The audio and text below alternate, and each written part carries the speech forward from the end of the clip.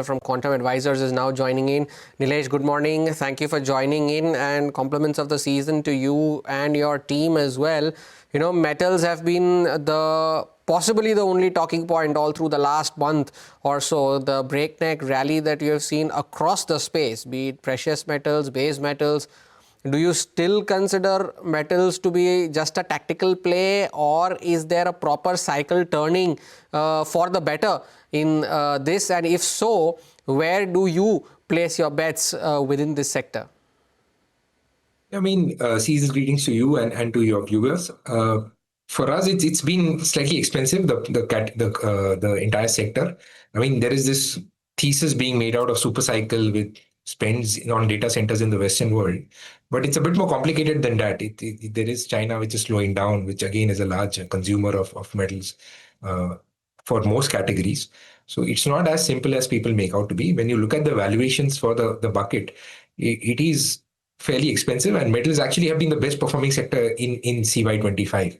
So I think for us, we have a small position there, and we've not looked to add any new position there. And in the position that we have, we may exit that as valuations become more expensive. Nilesh, hi, good morning. This is Ritu.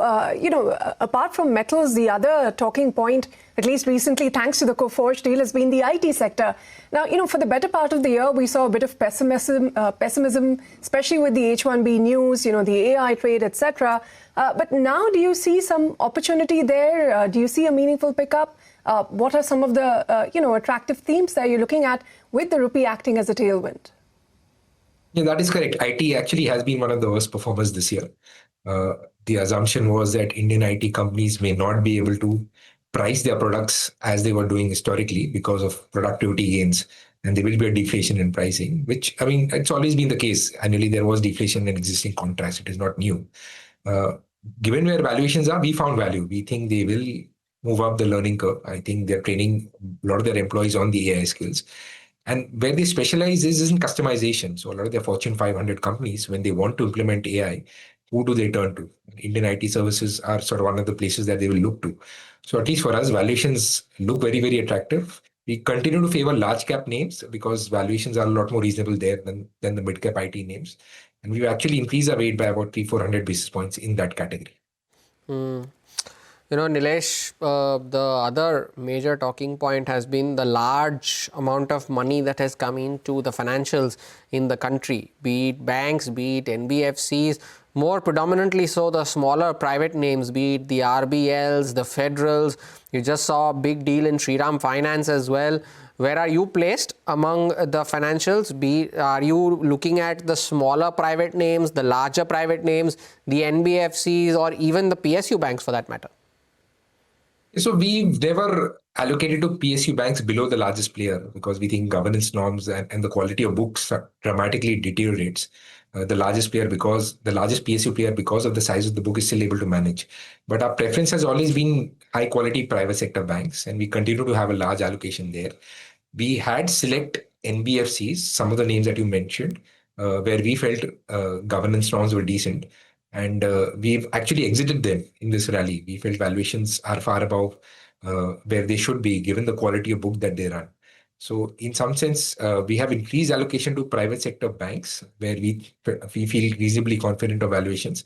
But we've actually exited some of these NBFCs from the portfolio, where we think valuations have moved ahead of the underlying fundamentals. Well, yes, private sector banks actually at some of their lowest valuations in 2 decades. Any specific names you'd like to call out there, Nilesh? Yeah, unfortunately, I cannot mention names, but we own the top 2 largest private sector banks in the world. Okay, Nilesh, broadly stepping away from the sectors, for the markets itself, do you think there are enough sort of, levers for a steady uptrend from here? We've seen a bit of a volatile trade, thin volumes as expected towards the end of the year, but the key catalysts you'll watch out for come 2026. Yeah, relative to rest of the emerging markets, India has actually not done that well. It's actually been a very poor performer.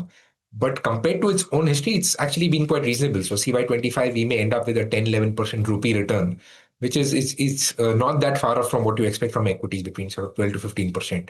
So it's been a decent year for equities, not a great year. But what has happened is, in the interim, because markets have risen by a small amount, earnings have moved higher.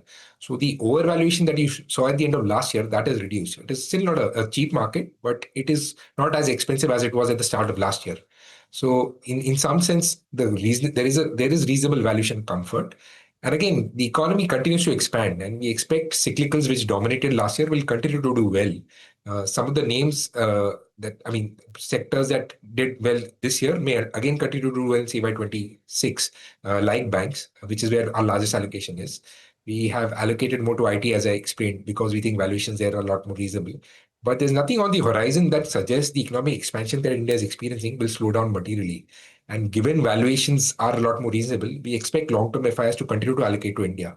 And we will draw, last year was an aberration, this year was an aberration where we saw a large outflow. But we expect that to reverse as you move forward in time. Nilesh, have you looked at railways and defense? Both those themes were the big talking point until a better part of 2024. Then after they topped out somewhere in June or July last year, they've just been a forgotten story. The defense names, of course, did spring up in May and June, but even those have corrected at least 30-40% from the record highs that they made from there on. And same is the case with the railway names. Most of them are down 40-50%, barring this rally that we saw in the last week. Do you still see some value emerging within these names, be it the railways or the defense, especially considering we are on the cusp of another union budget? Yeah, when you look at valuations in the entire engineering space, it is extremely expensive even today. They were rivaling consumer staple valuations still a few months ago before the correction got triggered. But even after that correction, they remain extremely expensive, and they remain a highly cyclical business with ROE profiles which go up and down and margin profiles which which remain very volatile. So we actually have no allocation to that entire bucket purely on valuations. I think it's still very, very expensive, and investors who want to invest with a 4 to 5 year horizon, I doubt they will generate substantial returns from current levels. Nilesh, on the auto space, anything there you see opportunity for? It's been a stronger December compared to the kind of sales figures we saw in November. Anything you're seeing there in the auto space? So we had a large allocation to the two-wheeler space at the start of the year, but given the catalyst of GST rate cut that played out, most of these stocks have moved materially higher. So we've actually trimmed our holdings there, and we've exited one of the names in the portfolio, or virtually exited. We have a small weight there. So our allocation there has actually come down materially. We continue to hold a couple of names where we think valuations are less expensive. But if they continue to move higher, we will actually exit that space. It is now getting more and more expensive to hold. That you own, are they from the two-wheeler space, the four-wheeler space, or the CV space? Two-wheelers and a large SUV manufacturer. Two-wheelers and a larger. All right. Nilesh, thank you for sparing time and joining us today on the show. And we wish you good luck for the new year as we go into 2026. Thank you so much for sparing time and joining us today. By the way, there is an